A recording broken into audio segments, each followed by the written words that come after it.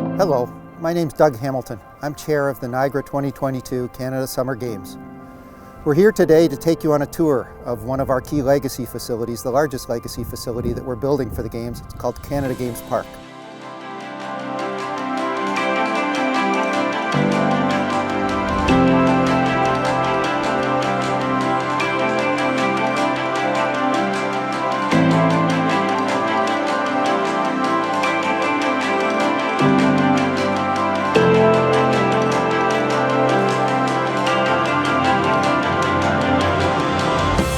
I want to introduce you today to two of the key members of our team who have been instrumental in the development of this facility. First, on my left, is Robert Allen. Robert's a partner with MJM Architects.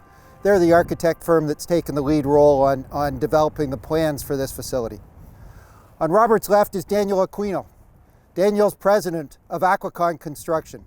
Aquicon's the contractor for the development of this project, and the three of us today are going to take you on a little bit of a tour of this facility. We're kind of in a unique place right now. We're at the border of St. Catharines and Thorold.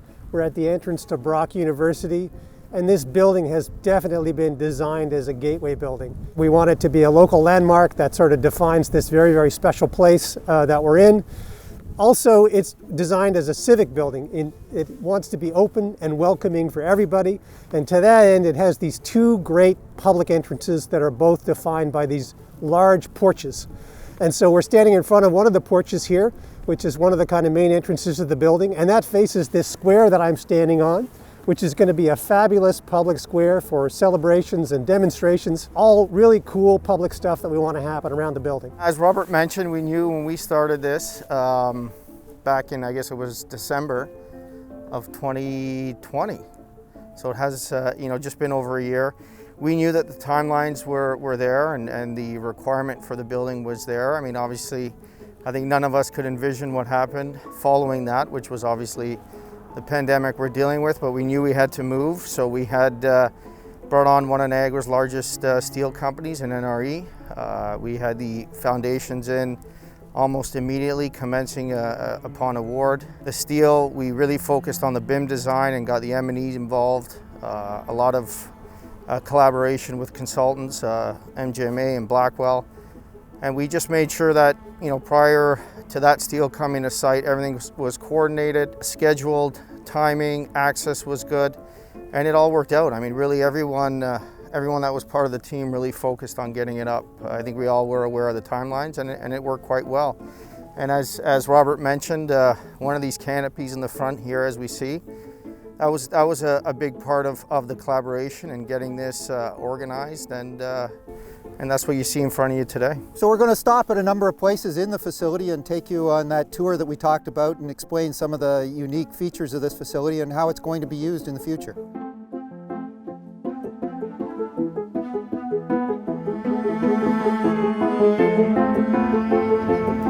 We're now standing in a quadruple gym, which is encircled one level up with a 200-meter indoor walking and running track. During the Games in 2022, this gym will be used for volleyball as well as for wrestling, and the track will be used for warm-up for the athletics facility, which is located just outside. So yes, we're in one of the three big performative spaces of this building.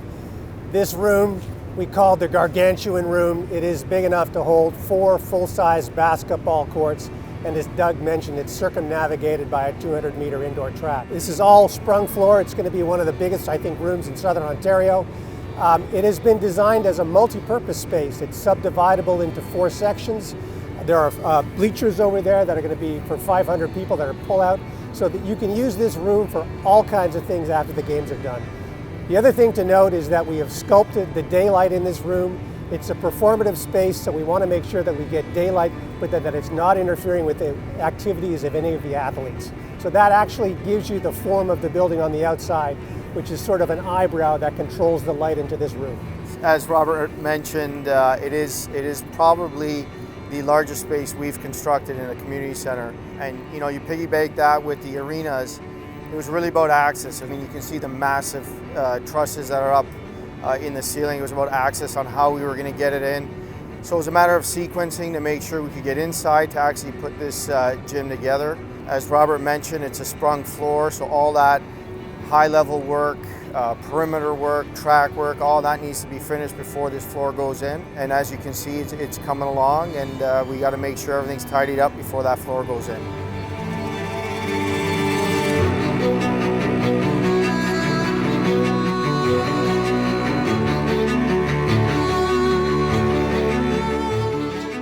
We're standing in the smaller of the two arenas that's being built for Canada Games as part of Canada Games Park. The Mayor of St. Catharines actually refers to this as an ice box. We're building 2 ice boxes. This is the first time in Canada Games that we'll be hosting box lacrosse as part of the Canada Games. Canada Games has been going now, will be the 28th Canada Games, and we're really incredibly excited that box lacrosse will be part of the Games, and this will be the facility that will be used to host it. So there's a couple of interesting design features for this space. As Doug mentioned, it's ice and box lacrosse. One that you can see is that, like all the major spaces in this building, it's actually visible from the public circulation. So we're really excited about the idea of people walking by, seeing this amazing athletic activity and becoming inspired. 2, like all the major spaces in this building, it's designed so that we can have daylight, but that daylight is controlled so that it's not getting in the way of the athletes. And 3, because this is a great spectator space, you'll see that the ice level is actually 3 feet below the lobby level. That allows unobstructed views for the public and the people that are coming to watch the games. Again, you see an arena space here, which is a large open space. So our focus obviously was access. Right now where we are is getting the upper areas finished so that we can start slab assembly and getting the concrete slab poured for the arena.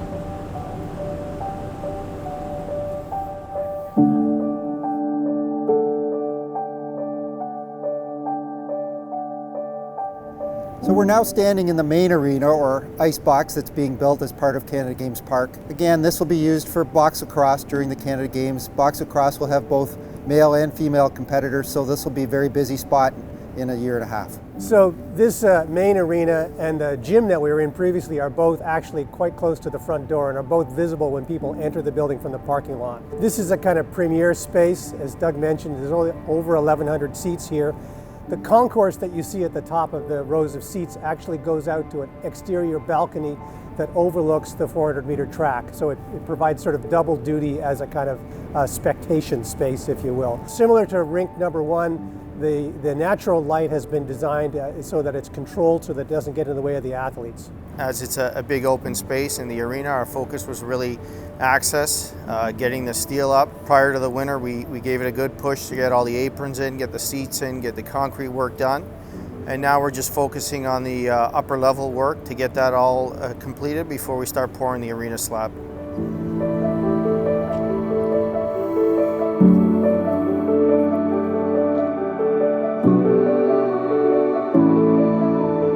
We're standing on the second floor 200-meter track, looking back into the quadruple gym. After the games, this is going to be a legacy facility that will be used by the community for years. The second floor of this building will be used, the space behind me, for high-performance training space and a number of different offices for sport organizations within Niagara.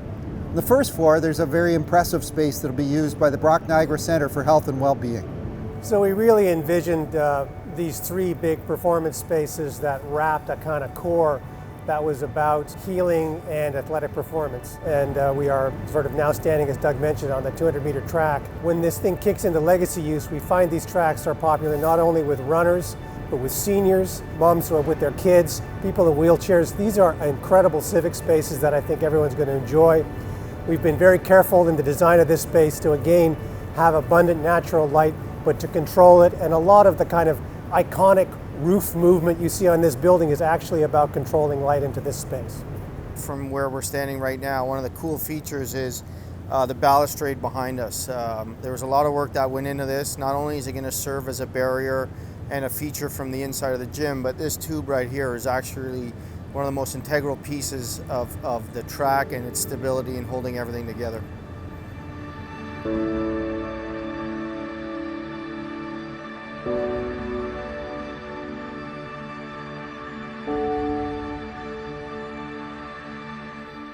We're now standing on the 400-meter track that's being built for the games. We're actually on the pole vault runway.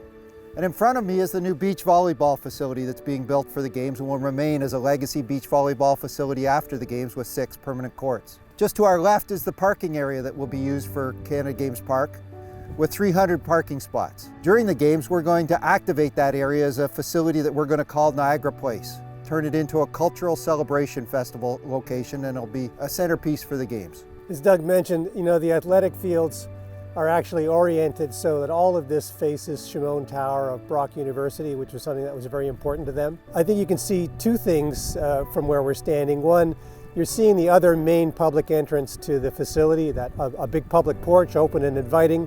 And this is also giving you a view of the way the roof has been sculpted, which is really responding to the heights required by the interior program, but also allows us to fold elements down where the public sees it, where we're going to have a green roof on display. So as we stand out here, I think you get a real sense of the size of the site that we're dealing with. When we started, we broke it down into 3 segments. To the right of me is the parking for Brock, which had its own timeline and schedule, which has been completed. The center area is obviously the track, which was a very important piece to the games, which as you can see is virtually completed. And to my left is the building and the building site, which is well underway.